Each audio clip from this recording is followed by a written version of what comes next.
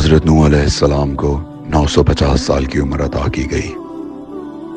حضرت نوح علیہ السلام کا نام نوح سے ہے، اور نوح کہتے ہیں اس انسان کو جس نے بہت زیادہ گریہ کیا ہو۔ اللہ کے یہ نبی بازار میں آ کر چوک میں کھڑے ہو کر اللہ کی تبلیغ کرتے رہے اور لوگوں کو بتاتے رہے کہ لوگوں اللہ ایک ہے، صرف اسی کی عبادت کرو۔ تو جب بھی نوح اللہ کی تبلیغ کرتے تھے، لوگ نوح پہ ہنستے تھے اور لوگ نوح کو پتھر مارتے تھے۔ نوح کو اتنے پتھر مارتے تھے کہ نوح بے ہوش ہو جاتے تھے۔ شام کو اللہ کے فرشتے آتے اور نوح کو اپنے پروں سے مس کرتے اور نوح کو صحت یابی ملتی۔ نوح علیہ السلام روز آتے، تبلیغ کرتے اور لوگ نوح کو پتھر مارتے اور نوح کا مذاق اڑاتے۔ ایک وقت آیا کہ حضرت نوح علیہ السلام نے اللہ سے اپنی قوم کے لیے بد دعا کی کہ اللہ اس قوم کو تباہ و برباد کر دے۔ اللہ کی طرف سے فرشتہ آیا اور کہنے لگا نوح ایک پودا لگاؤ، اللہ کہہ رہا ہے کہ میں عذاب بھیج دوں گا آپ کی قوم پر۔ نوح علیہ السلام نے اپنی قوم کو اکٹھا کیا اور فرمانے لگے کہ دیکھو میں یہ پودا لگانے لگا ہوں اور اس پودا لگانے کے بعد تم لوگوں پر عذاب آ جائے گا۔ لوگ نوح کا اور مذاق اڑانے لگے کہ نوح کون سا عذاب، کون سا اللہ، کوئی عذاب نہیں آئے گا۔ نوح نے پودا لگایا مگر عذاب نہ آیا۔ اگلے دن نوح دوبارہ اللہ کے پاس گئے اور فرمایا یا اللہ میں نے پودا لگایا لیکن عذاب نہیں آیا۔ اللہ کا فرشتہ آیا، فرمانے لگے نوح اللہ فرما رہا ہے جس دن اس پودے سے درخت نکلے گا اس دن عذاب آ جائے گا۔ نوح واپس اپنی قوم کے پاس گئے اور جا کے کہنے لگے دیکھو یہ بیج میں نے لگایا ہے اور میرا اللہ کہہ رہا ہے جس دن یہ پودا نکلے گا تم پہ عذاب آ جائے گا۔ لوگ ہنسنے لگے، مذاق اڑانے لگے، نوح کون سا عذاب، کون سا اللہ، کوئی عذاب نہیں آئے گا۔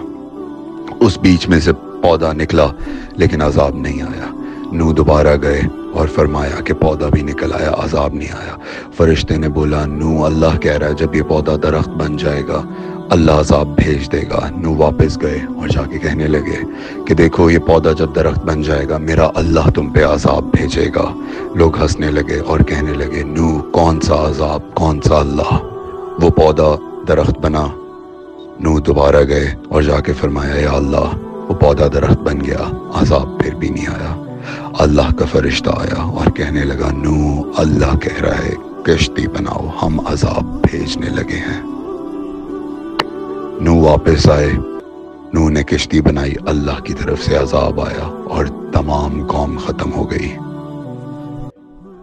زندگی دوبارہ بسنے لگی۔ نوح مٹی کے برتن بنا کے بیچا کرتے تھے۔ ایک دن نوح مٹی کا برتن بنا کے بیچ رہے تھے تو ایک شخص آیا، کہنے لگا نوح مٹی کے برتن بیچو گے؟ نوح نے فرمایا ہاں، اتنی قیمت پہ یہ مٹی کا برتن بیچوں گا۔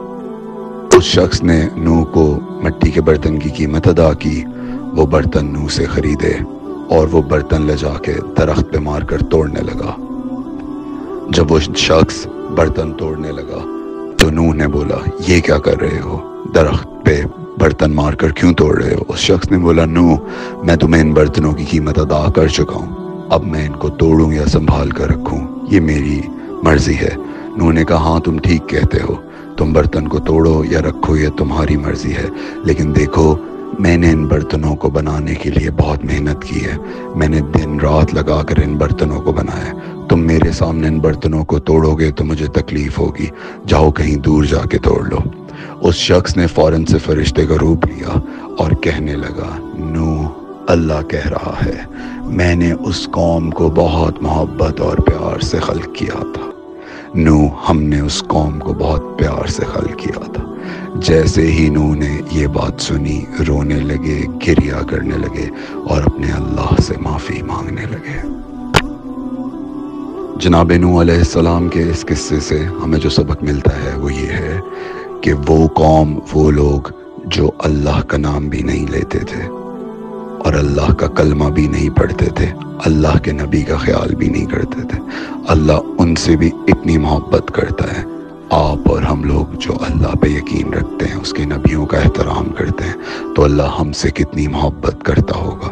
اللہ تعالیٰ کی نافرمانیوں سے گریز کریں، اللہ تعالیٰ کا کہنا مانیں اور اس بات کو ریئلائز کریں کہ اللہ اپنے بندوں سے